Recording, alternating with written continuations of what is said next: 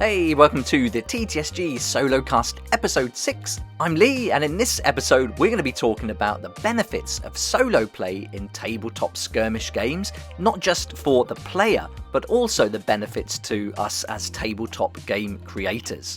I love this topic, and today I wrote the blog post about the benefits of solo play, and so I thought I'll jump straight in and record this Solocast episode, because this is one of my favourite things to talk about. Now, typically, tabletop skirmish games have long been celebrated for their social aspects, with friends gathering around a table to take part in epic battles. However, I think there's a growing trend that's gaining popularity at the moment amongst tabletop enthusiasts, and that's solo play. I've noticed in lots of new tabletop skirmish games now, the creators are including rules for solo play. But often, those rules come as an afterthought and act as an expansion or alternative way to play the game alongside the existing rule set that was designed predominantly for player versus player. If you're creating a tabletop skirmish game, I would say consider approaching the project as a solo game first. This approach will change how you write the rules, think about mechanics, and how you design your characters and their abilities. And this is what I've done with Population Z.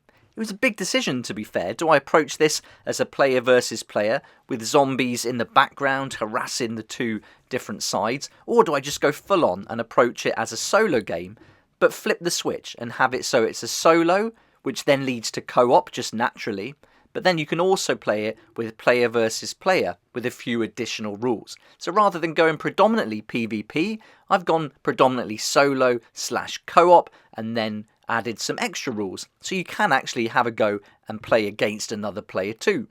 For players interested in solo play, I think tabletop skirmish games that are solo offer a unique and rewarding gaming experience that goes beyond the conventional group setting.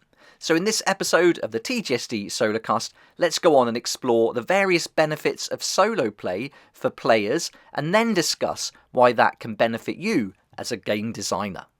Okay, the first benefit of solo play is the flexibility and convenience that it offers. And one of the most significant advantage of solo play is this flexibility. You can enjoy a game whenever you want without coordinating schedules with others. And this flexibility particularly appeals to individuals with busy lifestyles or those who crave spontaneous gaming sessions. Perhaps it's not easy for some to even get to a group, or maybe there isn't a group near you, and so having the ability to play solo is a really good one. Now, solo play allows you to dive into your favourite tabletop skirmish game at your own pace too, and it makes it a convenient and accessible gameplay option. If you want to pause a game halfway through, you can leave everything in place and come back to it later, and then you don't have to worry about spoiling the game for anyone. The second benefit is immersion and narrative exploration, and solo play allows players to fully immerse themselves in the game's narrative and the world that we've created. Without the distractions of external conversations or varying playstyles, solo players can focus on the intricate details of the story, they can develop the characters and explore the setting. This heightened level of immersion often leads to a more profound connection with the game as players become invested in the unfolding narrative and the fate of their miniatures. And I don't know about you, but when I'm into a game, I think about it all the time. I spend time painting the miniatures, working out the warband roster or the army list, and then I think about how the characters will interact with each other. I also imagine the world the characters inhabit and what they would do before and after battles. So when they come to the tabletop and I begin to play a game, they've got that rich backstory behind them, and that all adds to the narrative and immersive experience.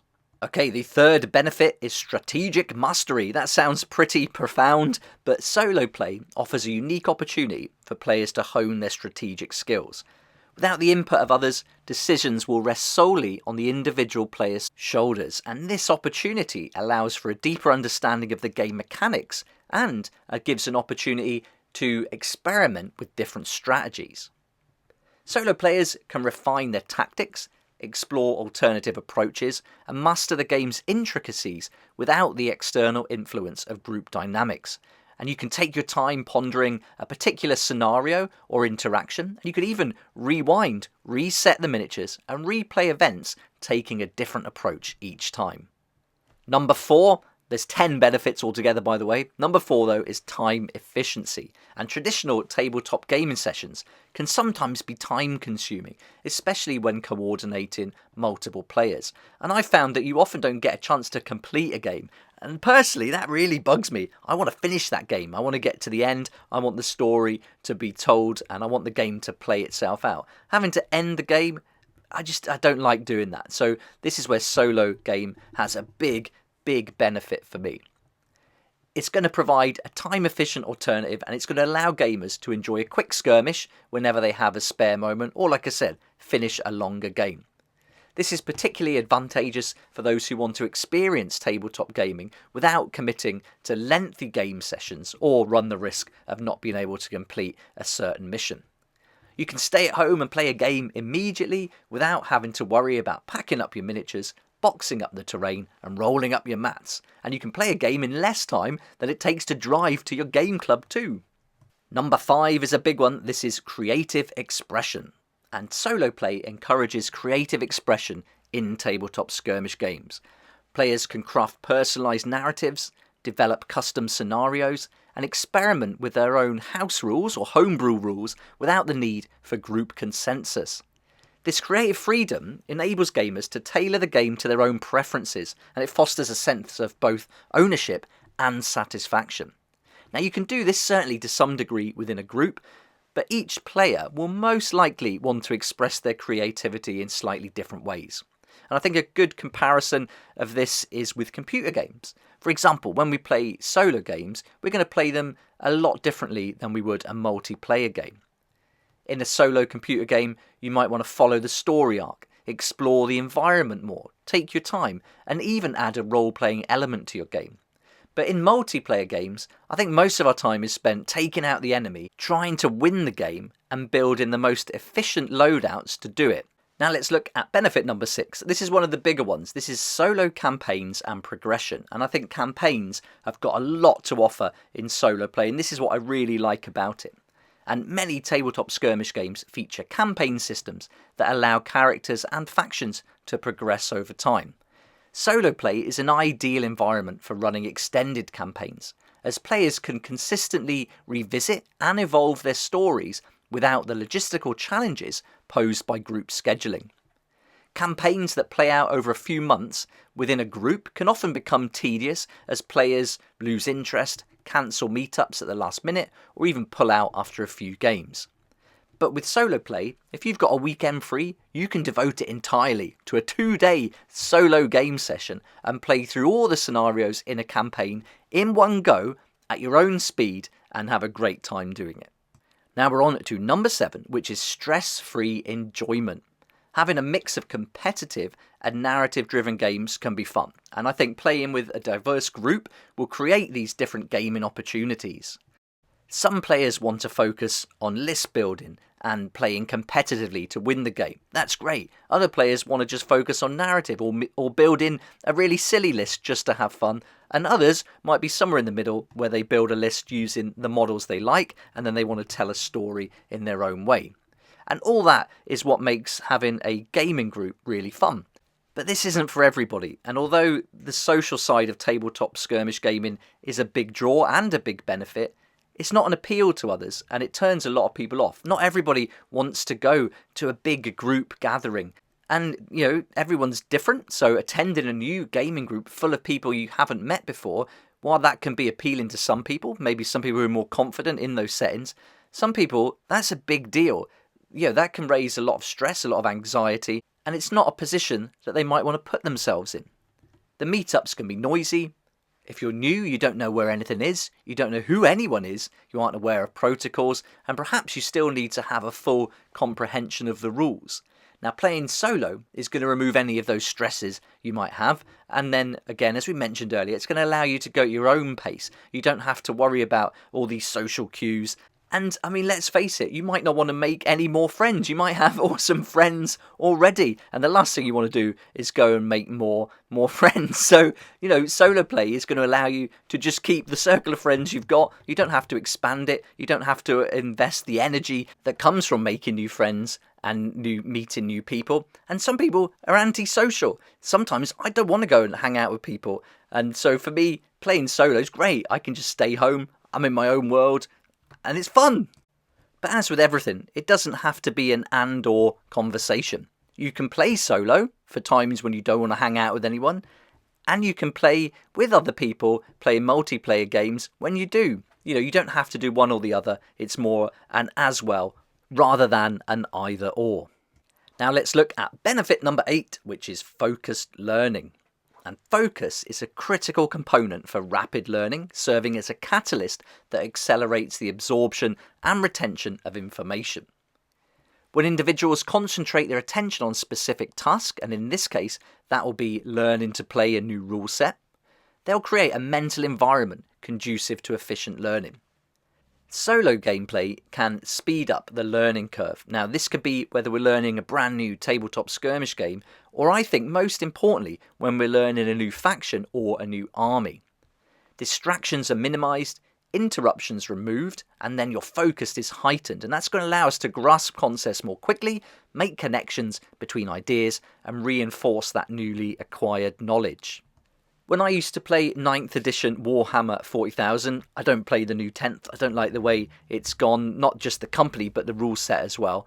I used to really spend a lot of time learning a new faction, and it's a lot to take in. It's such a deep game, and there's so much information, and that's what makes playing Warhammer 40,000, or at least what made it in 9th edition fun, was that complexity and depth to it.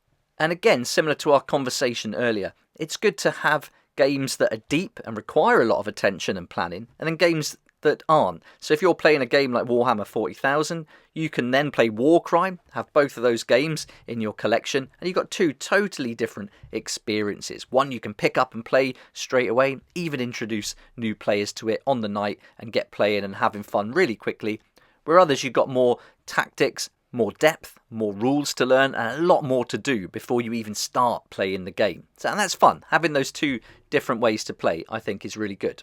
And in the context of solo play, you could even play out your new faction or new army against yourself. And what I used to do with Warhammer 40,000 was I would build two armies of the same number of points, same units, and play against each other. Playing myself, but playing the armies against each other. And then I would really quickly learn the rules and what each unit could do. And I didn't have a lot of time to devote to that side of the game, and as I'm working, running the YouTube channel and everything, so I didn't have too much time in the planning stage. So anywhere I could cut corners, speed up the learning curve, and have fun was really important. But for me, I always put fun before anything else, and that's not just with gaming, that's just with my business too. If something's not fun, I'll quickly drop it and move on to something else. Let's look at benefit number 9 now. It's a little bit of a progression from number 8, and that is rule exploration. Rule exploration takes on a unique and rewarding dimension in solo play within tabletop skirmish games. Without the constraints of opponents waiting for their turn, solo players can delve deep into the intricacies of the game's rules, again at their own pace.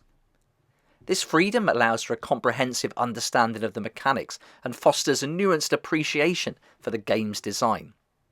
It allows you to experiment with alternative strategies, test the limits of specific rules, and discover fun synergies that might easily go unnoticed in a more competitive setting.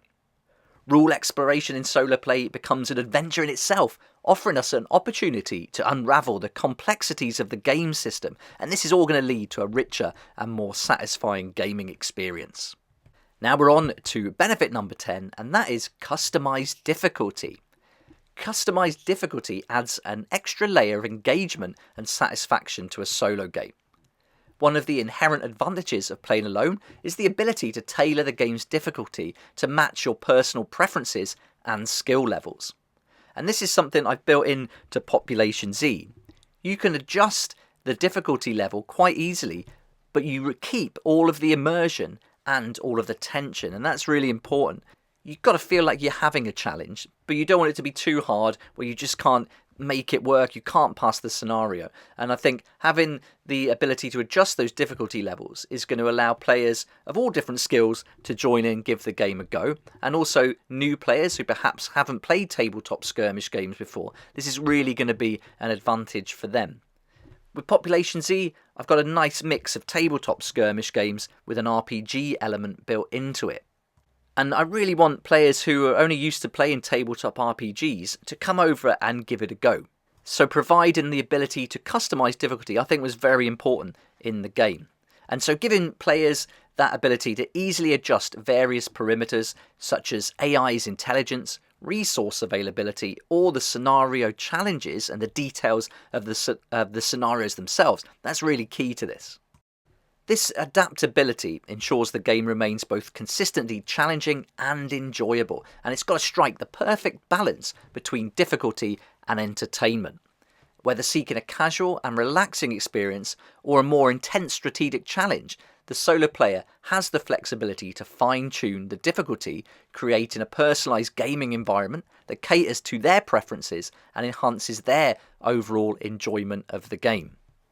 As we touched on briefly earlier, home brewing rules in solo play is awesome. That's one of my favourite parts. When you get a game, you can home brew it, you can tweak things, change things you don't like, maybe bring in an element from another game that you really like, and just work out and experiment with different things. And that's a big part of solo play. Combining that with the adaptability and the option to customise difficulty, I think is a great combo.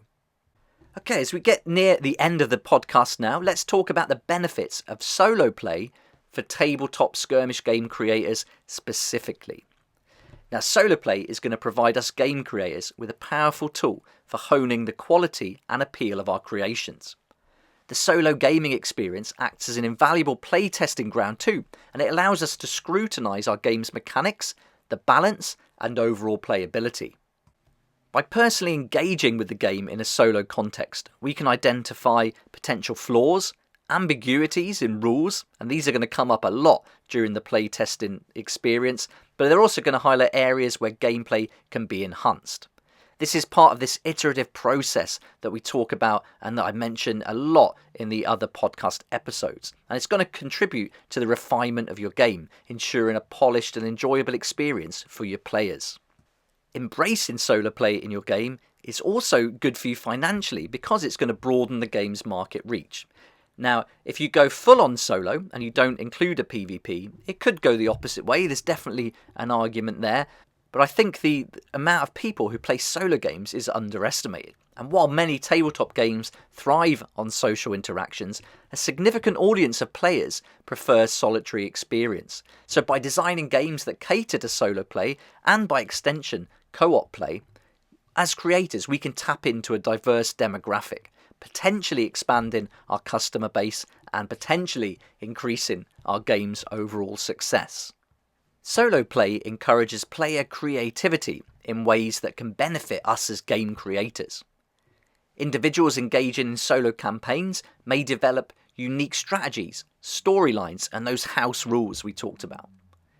Game creators can leverage this player-generated content for inspiration when designing expansions, updates, or additional game elements. And it's this community's contributions that can enhance the richness of the game world in the long term, but also foster a sense of collaboration between creators and players. And if you can get that right, I think it's so valuable. In essence, the integration of solo play refines the game's design and contributes to a more inclusive gaming community. Game creators who acknowledge and support solo play will recognise the diverse preferences within their player base. And again, this is going to foster a dynamic and responsive approach to game development in the future. And that in turn can lead to sustainability with your game and also put you in a good position to compete with the other games out there. Let's wrap things up then, and in solo play in tabletop skirmish games, it's not a departure from the traditional social aspect of the tabletop gaming, but a complementary experience offering unique advantages. As I said earlier, it's not do I play solo or multiplayer games, it's why not try both? I think if you're open to trying new things, maybe you've never played solo play before, then it's a great way to just see the benefits that come with it. And these are going to include the flexibility and convenience to enhanced immersion and strategic mastery. And I think embracing solo play opens up new dimensions for enjoyment for enthusiasts of tabletop gaming overall. So, whether you're a seasoned gamer looking for a solo challenge, a newcomer seeking a more accessible entry point into gaming, or a game creator looking for a different angle, I think solo play might just be what you're looking for. I'd love to hear your thoughts and opinions on the subject, so join in the conversation in the comments down below. It'd be great to hear what you think, and I always get stuck in and reply to the comments as well, so I do see everything that goes down there. So yeah, it'd be awesome to hear from you. If you like to read blog posts, then head over to my website. I'll put a link down below where you can read all the blog posts that tie in with this new series. So anything I cover here in an episode, you can be assured there'll be a blog post about it too. Look out for my new game, Population Z, Welcome to Huntsville, launching in January 2024. You're going to see a lot more about it over the next few months, so keep an eye out here on YouTube, and also come and join me on Facebook. I've got the Facebook group there and my main Facebook page. I hang out there most of the time, and if you'd like to join, there's links down below. I also post links to my blog post on LinkedIn, Twitter and Instagram, but most of the time you'll find me on Facebook or here on YouTube. Thanks again for listening. If you did enjoy it or you got anything from the podcast at all, it'd be brilliant if you hit the like button, subscribe to keep up to date with all the new episodes, and I look forward to seeing you here next time on the TTSG Solocast.